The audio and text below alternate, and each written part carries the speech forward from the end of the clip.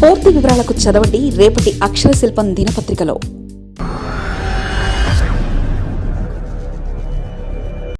తెలుగు రాష్ట్రాల్లో bird flu కలకలం, సరిహద్దుల్లో హై అలర్ట్ ప్రకటన, బిక్కుబిక్కుమంటున్న కోళ్ల పెంపకందారులు, పడిపోతున్న చికెన్ గుడ్ల అమ్మకాలు.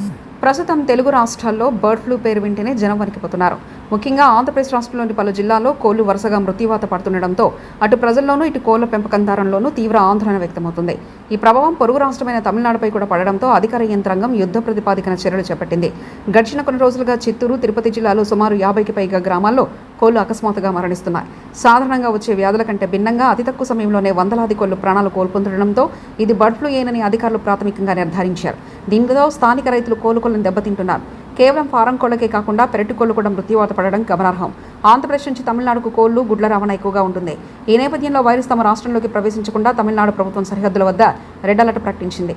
తిరువల్లూరు జిల్లాలోని పౌన్పొడి, పరియాలపాలెం, పొత్తికూళం వంటి కీలక ప్రాంతాల్లో ప్రత్యేక చెక్పోస్టులు ఏర్పాటు చేసి ఏపీ నుంచి వచ్చే ప్రతి వాహనాన్ని క్షుణ్ణంగా తనిఖీ చేస్తున్నారు. కోళ్లు, గుడ్లు, కోళ్ల మూత తీసుకొచ్చే వాహనాలపై ప్రత్యేక దృష్టి సారించారు. వైరస్ వ్యాప్తిని అరికట్టేందుకు వాహనాల టైర్లకు బ్లీచింగ్ పౌడర్ కలిపిన నీటిని, ఇతర క్రిమినాశక మందులను పిచికారీ చేస్తున్నారు. వ్యాధి ప్రభావిత ప్రాంతం నుంచి వాహనాలను నిర్దాక్షిణ్యంగా వెనక్కి పంపుతున్నారు. బర్డ్ ఫ్లూ వార్తలు సోషల్ మీడియాలో దావాగ్నిలా వ్యాపించడంతో సామాన్యులు చికెన్ గుడ్లు తినేందుకు భయపడుతున్నారు. దీనివల్ల మార్కెట్లో చికెన్ ధరలు ఒక్కసారిగా పడిపోయాయి. వ్యాధి సోకిన కోళ్లకు తక్కువ ధరకు విక్రయిస్తారనే భయంతో వినియోగదారులు మాంసం దుకాణాల వైపు వెళ్లడం మానేశారు. హోటళ్లు, రెస్టారెంట్లో కూడా చికెన్ వంటకాలకు డిమాండ్ భారీగా తగ్గింది. బర్డ్ ఫ్లూ విషయంలో ప్రజలు ఆందోళన చెందవద్దని, అయితే అప్రమత్తంగా ఉండాలని పశుసంవర్ధక శాఖ అధికారులు సూచిస్తున్నారు. చికెన్ లేదా గుడ్లను ముట్టుకున్న తర్వాతే చేతులను సబ్బుతో శుభ్రంగా కడుక్కోవాలని చెప్తున్నారు. వైరస్ అధిక ఉష్ణోగ్రత వద్ద నశిస్తుందని, మాంసాన్ని, గుడ్లను బాగా ఉడికించిన తర్వాతే తీసుకోవాలని చెప్తున్నారు. ఎక్కడైనా పక్షులు లేదా కోళ్ల గుంపులుగా చనిపోతే వెంటనే స్థానిక వెటనరీ అధికారులకు సమాచారం అందించాలని సూచిస్తున్నారు. వైరస్ వ్యాప్తిని అరికట్టేందుకు ప్రభుత్వం కల్లింగ్ ప్రక్రియను చేపట్టే అవకాశం ఉంది. వ్యాధి సోకిన ప్రాంతానికి కిలోమీటర్ పరిధిలో ఉన్న కోళ్లను నాశనం చేయడం ద్వారా వైరస్ ఇతర ప్రాంతాలకు సోకకుండా చూడవచ్చు. నష్టపోయిన రైతులకు ప్రభుత్వం పరిహారం అందించాలని పౌల్ట్రీ సంఘాలు డిమాండ్ చేస్తున్నాయి.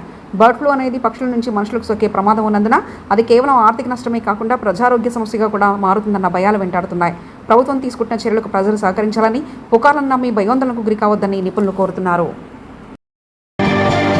మరిన్ని కథనాల కోసం సబ్స్క్రైబ్ చేసుకోండి మీ అక్షర శిల్పం.